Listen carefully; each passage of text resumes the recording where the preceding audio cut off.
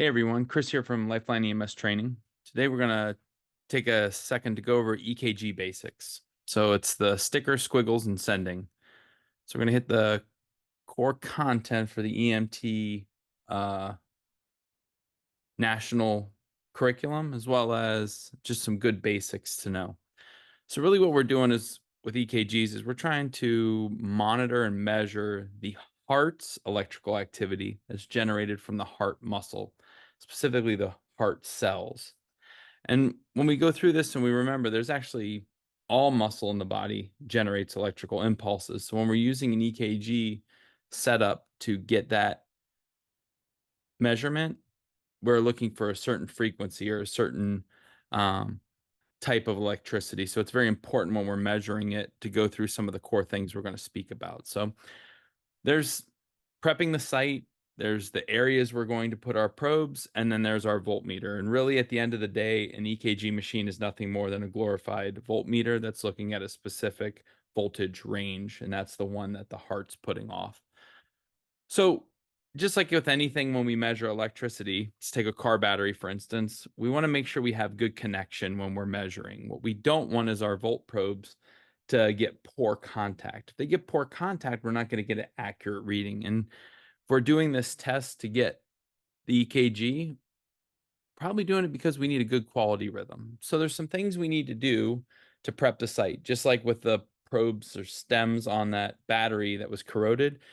We don't want flaky, dry skin because flaky, dry skin doesn't conduct electricity well. So before any time you put electrodes on the skin, you should prep the skin. And an easy way to do that is to take an alcohol prep and wipe out the area where you're going to put the electrode. A, it gets the dirt and grime off, but B, it also gets some of those dead epithelial skin cells off as well. And as a reminder, when we place those electrodes, we want to place them in good positioning that's not in motion because muscle artifact, because muscle generates electricity and motion, can actually skew our signals. So we're going to show you the best places to put those electrodes.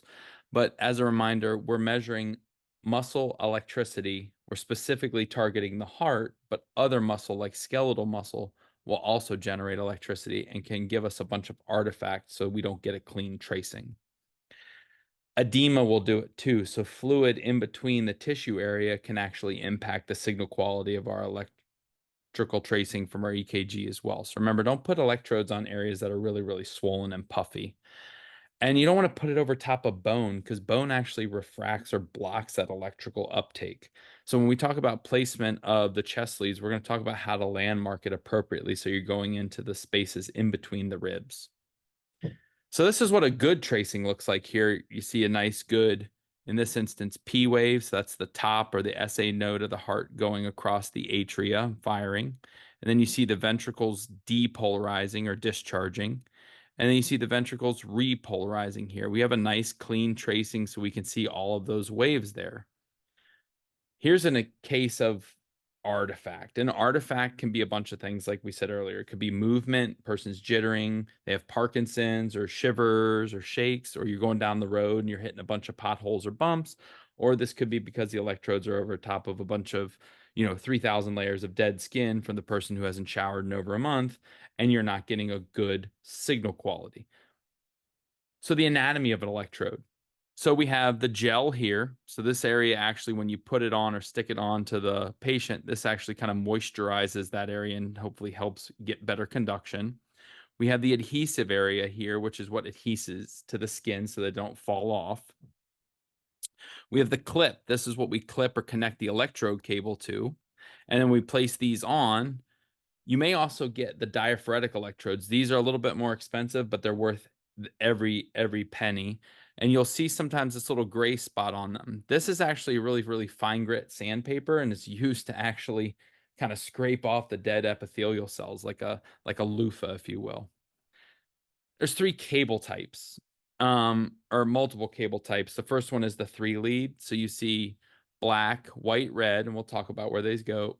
And then you also see black, white, red, and green. So that's a 4-lead. And you have a 4-lead and a 3-lead. What else you see attached here to the side on this one is the junction for the chest leads. And those are the ones you use to generate that 12-lead EKG that you commonly hear talked about. So when we put those electrodes on, each one actually can give us a different view of the heart. So this is Einthoven's triangle here, and lead one. So when we go white to black, and the system calculates this for you, the system, the defibrillation unit actually knows how to find this. Our electricity always goes from a negative to a positive. So lead one goes across the top of the heart. So we look at the top of the heart more specifically. Lead three looks at the left side or the downward portion of the heart. And then lead two looks at the inferior or the right side of the heart when you're looking at how these electrodes actually take a peek at the different portions of the heart. So we talked about the limb lead cable types. Now we have chest lead cable types, and these are usually bundle styles where they'll plug into the side of those chest lead units. And these V leads are the ones that go across the chest. So where do we put leads, right?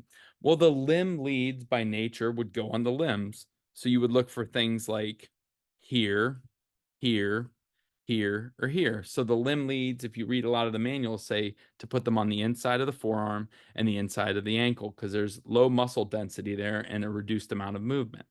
And while that sounds great, and through testing, which we'll hit on here in a second, where they've kind of validated this electrode placement, that doesn't always work for us in the pre-hospital community because we have patients that are seizing or moving. We have a lot of road noise from the traveling on the highway getting to the hospital. So another place you can put them is up here in the pit of the shoulder and on the lateral side of the abdomen. That's my preferred place because even if the person's moving their arm or we have to start an IV or get a blood pressure or do a stroke assessment, this portion of the body is not in motion. So it makes a nice, easy, clean signal there. And as a reminder, the limb leads for most of the monitor companies were validated in the ICU setting. So they could say, hey, the limb lead is the best, and that's what we've calibrated to because the patients aren't in motion. They're usually intubated, paralyzed, heavily sedated, so they don't have to worry about potholes and all the other things that we do in our pre-hospital world. So where do they go? Well, here's an easy remember or reminder. The black electrode is your top left. That's your smoke over fire. So fire is patient's bottom left, and then white is right.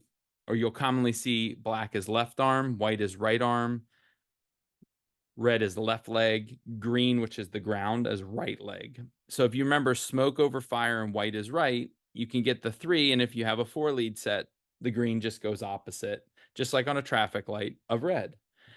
And this gives us those leads for all of the primary monitoring leads. Then we have our chest leads for our 12 lead EKG. So those are the V leads. So we count down to the fourth intercostal space and we put V1 on the patient's right, just right of their sternum, V2 just left of the sternum. And then we go down one rib gap or clavicular space and we put V4 mid sternal right here, right midline. And then we take two fingers and we have V5, and then two fingers from V5, we put V6. V3 is our anomaly. It goes in between V2 and V4.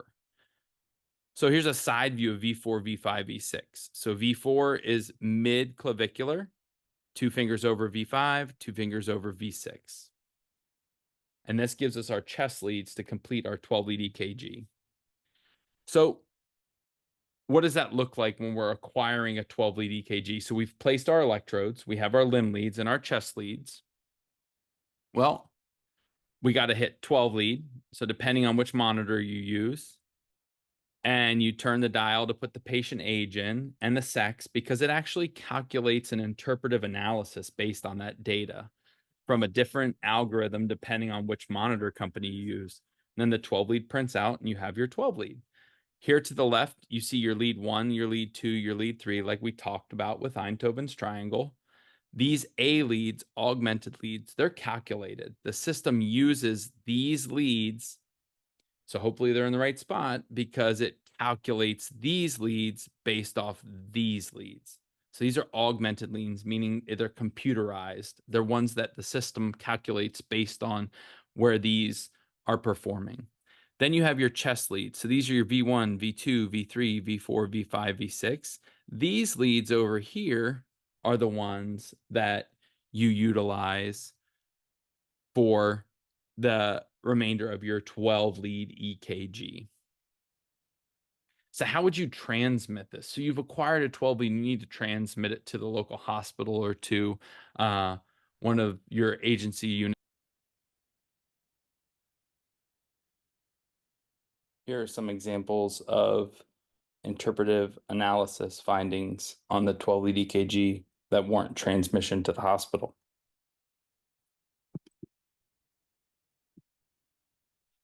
Here, this one says abnormal ECG, unconfirmed, meets ST elevation MI criteria. ST elevation MI is indicative of a big coronary artery heart attack in the heart. This person, you definitely want to make sure you have the defibrillation pads on from your AED or defibrillator and transmit this EKG and make notification. This one also says meets ST elevation MI criteria. Concern for a large vessel heart attack. This one says unconfirmed. When something is unconfirmed, it means that the analysis deems it concern, but it does not meet criteria for any of the interpretive statements. This is one that you would definitely want to transmit as well, because in the context of your patient assessment and your concern for the patient having a cardiac condition, this may be very relevant for the hospital to note. Here's another example. This one says STEMI. This brand, they use the exact term STEMI for ST segment elevation MI, and they try and grab your attention with the 3 asterisks at the top on each side. This one is definitely one that warrants transmission to a hospital. In, well, most monitors now, they have that transmit function. So you go down, hit transmit, you go and select the site you want it to go to, and then you hit send. Once you hit send, it hits transmitting report to hospital, and it's sent away.